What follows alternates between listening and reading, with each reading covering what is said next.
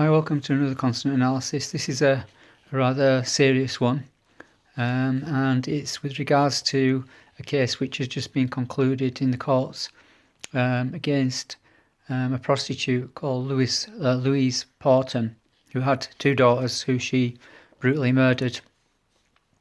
I've done a forward and backwards analysis for this quotation from this mother. If you can call her a mother.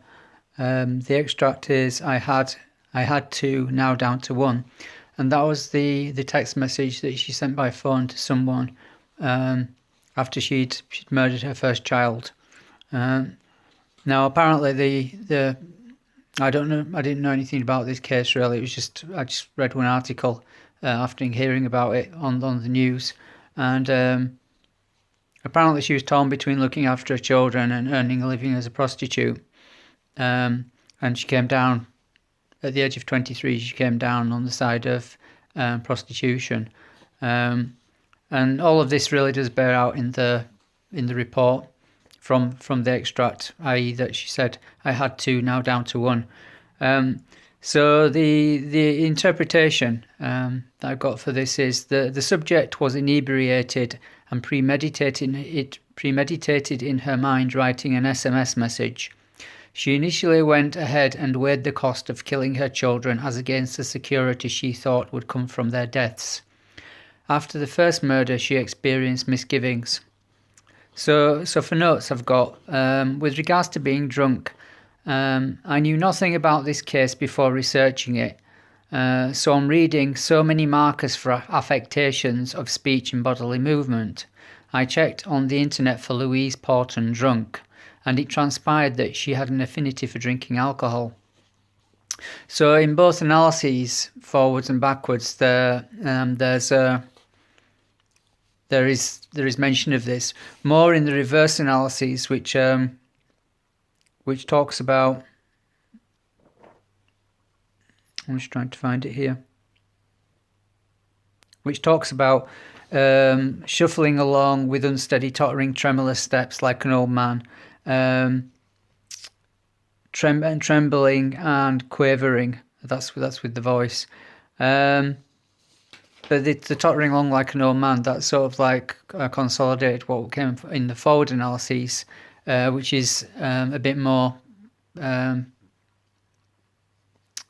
How would I say? It's a bit more general. It's not as difficult. It's not as easy to work out that it's specifically with regards to somebody being drunk. But in the reverse analyses, that becomes quite evident with the tottering of steps. Judgment. Putting the tottering together with the shakiness of voice, the fact that the prostitution was the backdrop for the murders and the mark of a tender love is present, because there was also a mark of a tender love. It would seem that this was a young woman who did love her children but lacked judgment. Obviously, if she's a prostitute, she lacks judgment. Why would you do that? Eyelashes. The exact marker for having long eyelashes exists. It's an exact marker, and it's rather unusual. It's the first time I've had it. I've had before like long luxuriant hair, but never eyelashes. Having checked images of the subject, they don't seem to be very long, her eyelashes. So was she wearing long eyelashes at the time in question? If so, was she looking into a mirror or some reflective surface? This theorized behavior would be consistent with questioning the validity of her own actions, looking in a mirror or the reflection in the screen of her mobile phone to see if all this was real. If she could see her reflection, how did she look? Did she have the expressions consistent with what she was planning and had already done? Was there any emotion? Why didn't she feel anything? So that was my interpretation or play or thought with regards to the eyelashes. It's something which is prominent that stands out because it's not supposed to be there. It's false. It's a part of the dressing up or a part of the clothing for somebody who is doing that particular type of job. That's why she was wearing them, to make herself look attractive.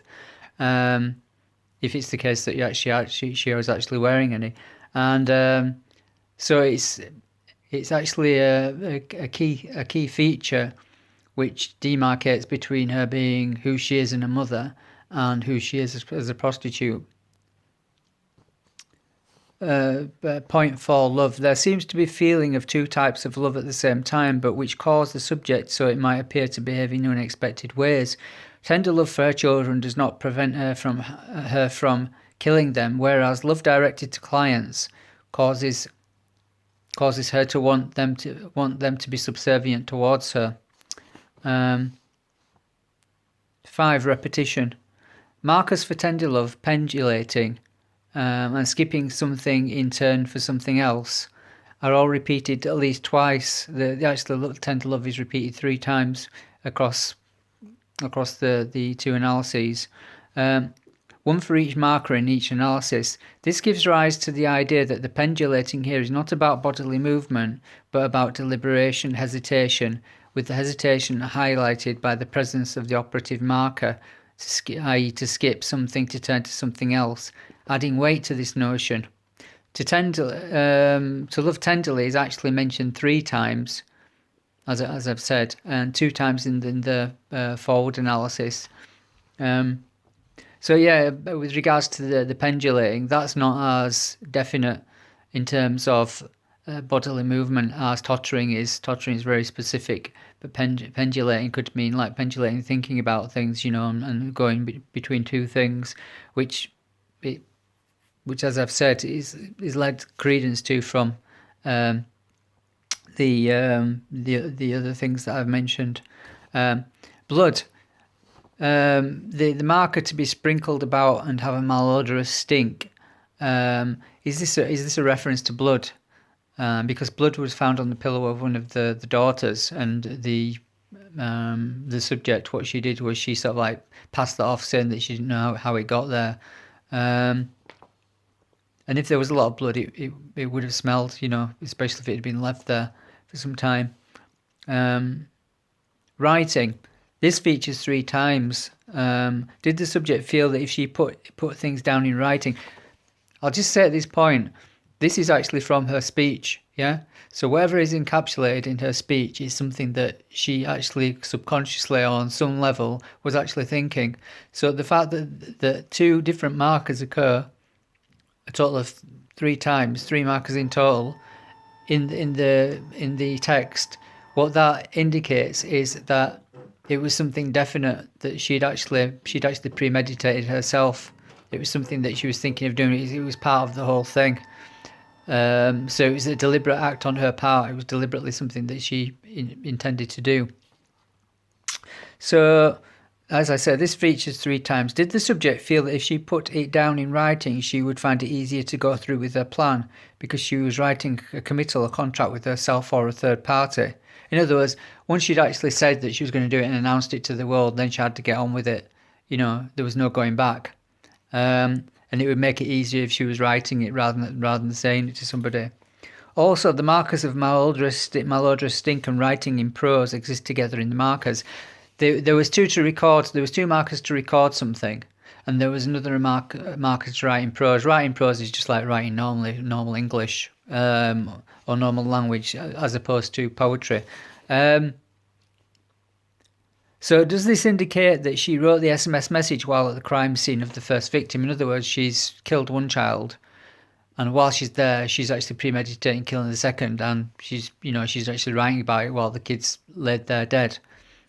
Or is it the fact that it was in her mind what she'd done the first time and the memories that conjured up and the smell when she's actually writing the text about, killing the second child? And finally, I put a parent is the one who behaves like a parent. When we become parents, we are ceremoniously given the garments of parenthood. When a child is born, onto our frail shoulders or our narrow shoulders are placed the garments of being a parent. But it doesn't necessitate, because we've been given those garments, that we're actually worthy of them. So in this case, the parent is somebody who behaves like a parent. And in that sense, these children, they belong to society. We are the parents of the children.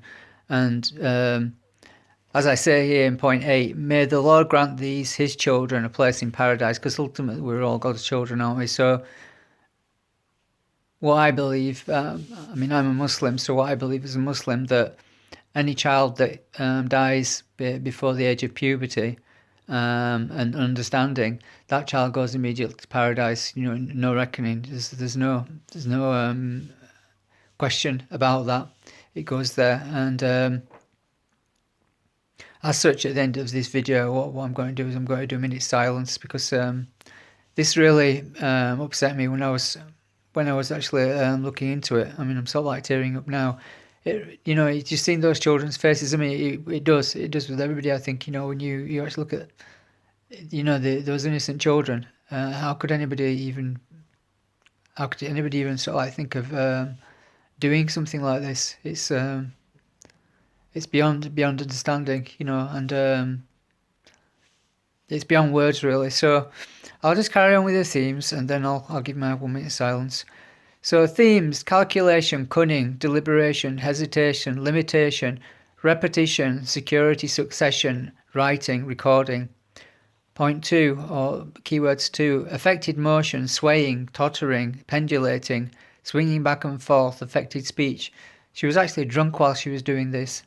3, abandonment, despondence, diminished state, dispiritedness, harm, love, tender, murder, ruin, shame and weakness. So that's the case of this person, Louise Porton, at the age of 23, who is now incarcerated in jail. And if it had been a few years back, she would have found her head separated from her body. But that's not the way things go nowadays. So you can switch off now. I'm just going to give a minute's silence.